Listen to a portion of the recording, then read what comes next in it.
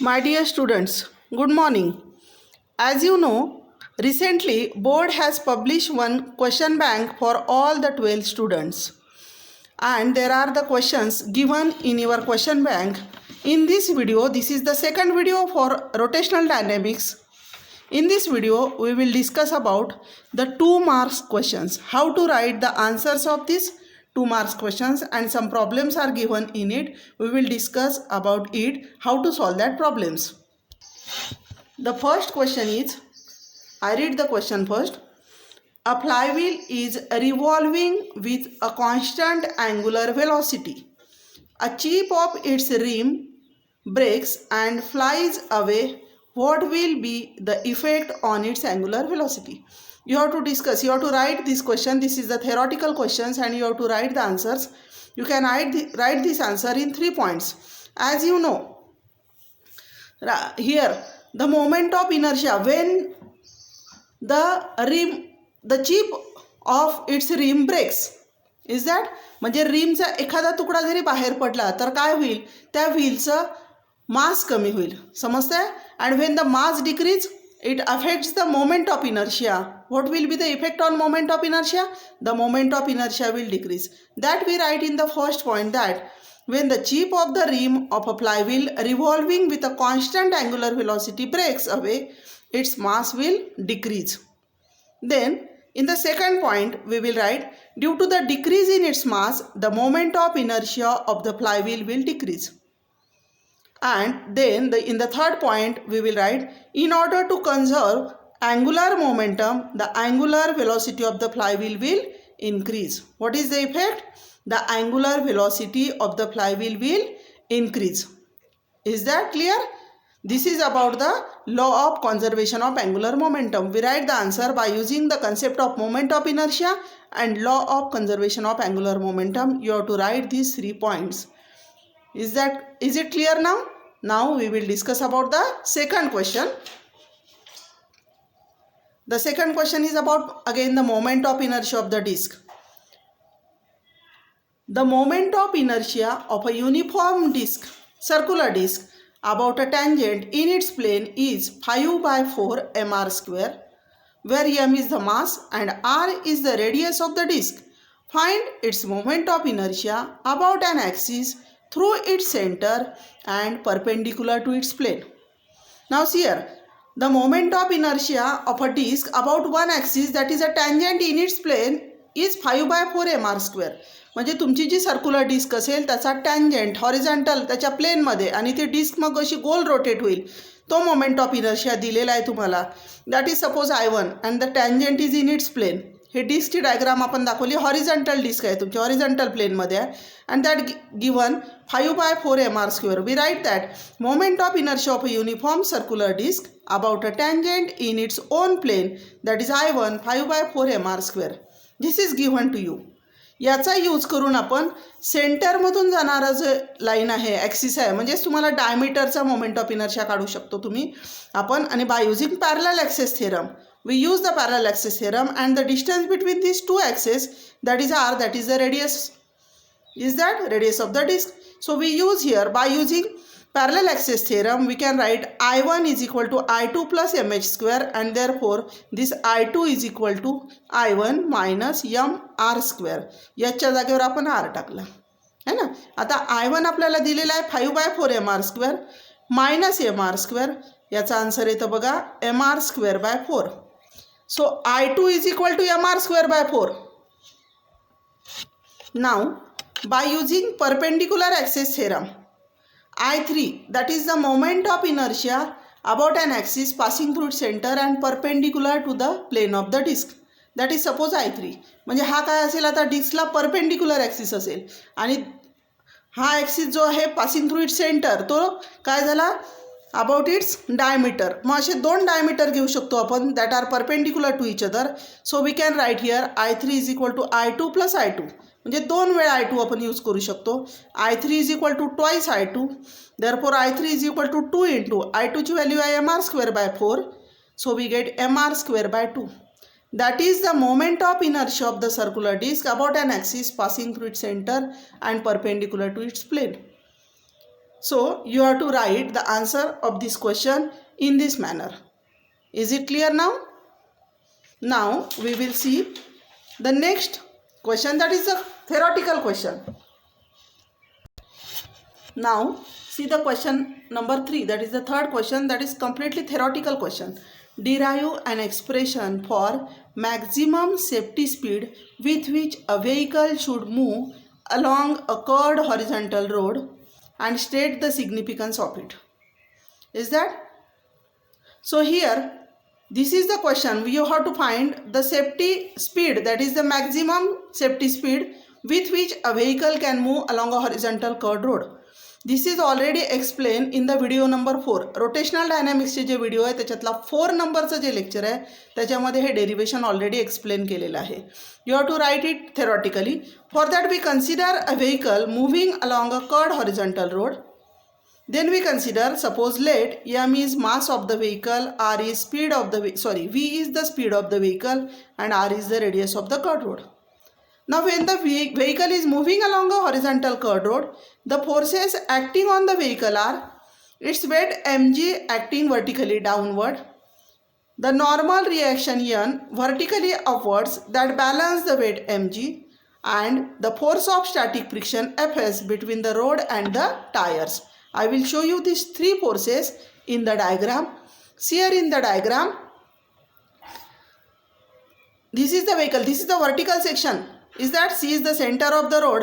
The weight of the vehicle mg acting vertically downward and the normal reaction force n acting vertically upward. These 2 forces balance to each other, and the force of friction between the tires and road surface, that is Fs, that is acting and that is directed towards the center of the circle.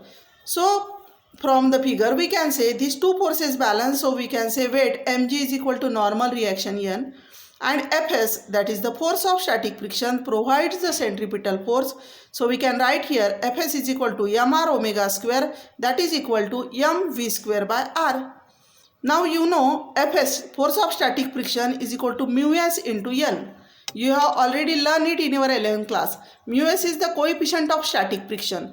So we can put the value of Fs is equal to mu s into n, that is equal to mv square by r.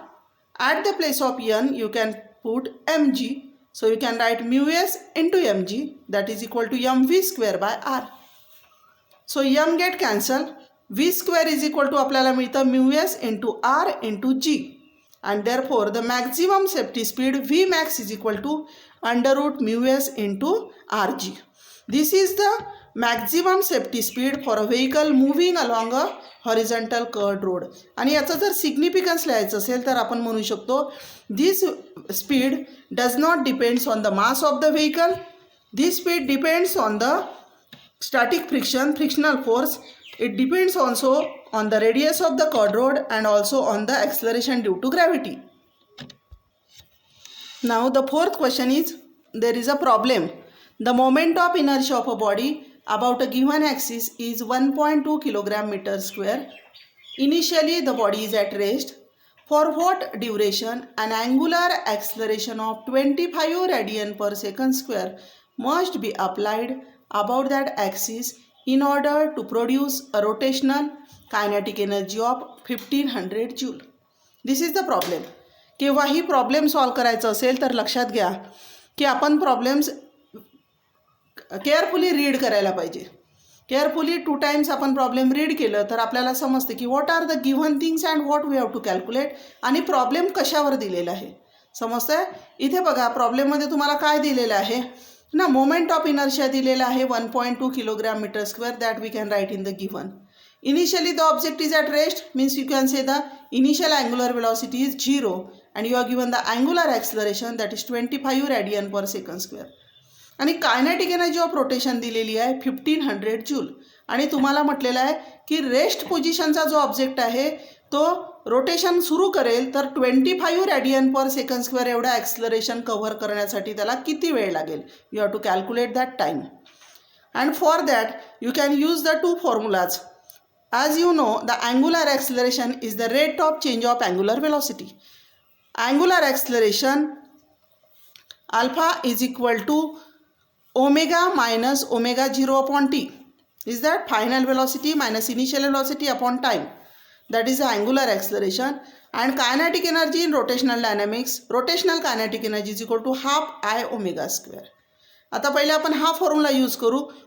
Omega 0, initial angular velocity 0 आहे, म्हणून आपल्याला omega upon T मिळेल आणि अल्फाची value 25. म्हणजेच omega is equal to 25 into T. ही ओमेगाची value आपण calculate केली. Omega is equal to 25 upon T. Now see here, as you know kinetic energy is equal to half I omega square आणि kinetic energy दिलेली आहे 1500 joule. You put that value here, half into आयची value 1.2 दिलेली आहे आणि omega 25 T आपण जो काढला त्याचा आपण स्क्वेअर घेणार. समजतंय? आणि याच्यावरून जर आपण स्मॉल टी कॅल्क्युलेट केला तर आपल्याला इक्वेशन मिळतं बघा, 2 इंटू 1500 अपॉन 1.2 इंटू 25 इंटू 25 आणि टी स्क्वेअर असल्यामुळे या सगळ्यांचा स्क्वेअर रूट काढायचा आहे. हे जर कॅल्क्युलेशन तुम्ही केलं तर तो √4 येतोय आणि त्याचा आन्सर येतं 2.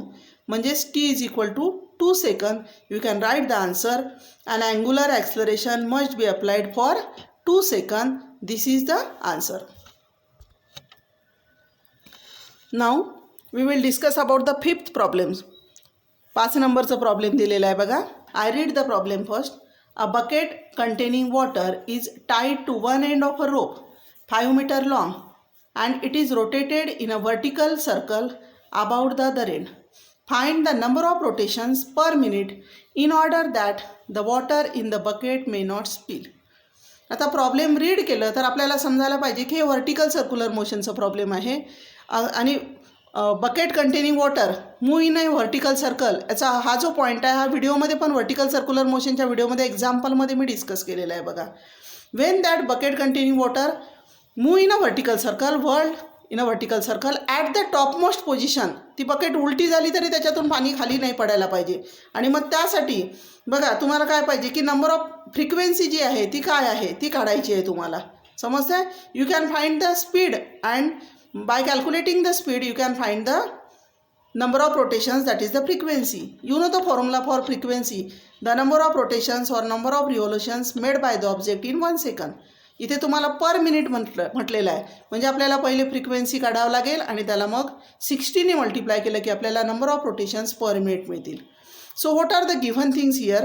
Radius is 5 metre and rotation per minute काढायचं आहे. फक्त रेडियस दिलेली आहे बघा. Solution.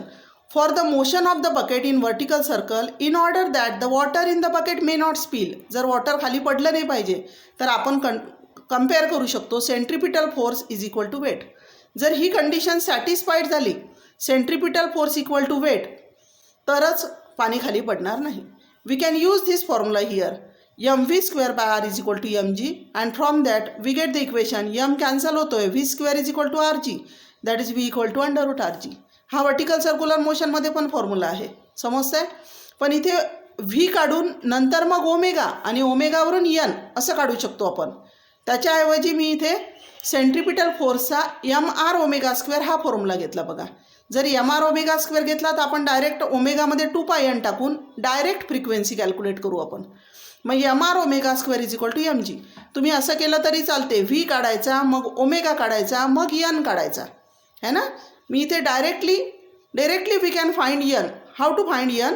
For that we use centripetal force is equal to mr². This is the another formula for centripetal force. mr² is equal to mg. Again m get cancel. मग ω² is equal to g/r. Therefore omega is equal to √g upon r. We know omega is equal to angular velocity is equal to 2π into n. हा famous formula आहे angular velocity and N फ्रिक्वेन्सीमधलं relation. हा N काढायचा आहे आपल्याला. मग 2πn is equal to √g/r.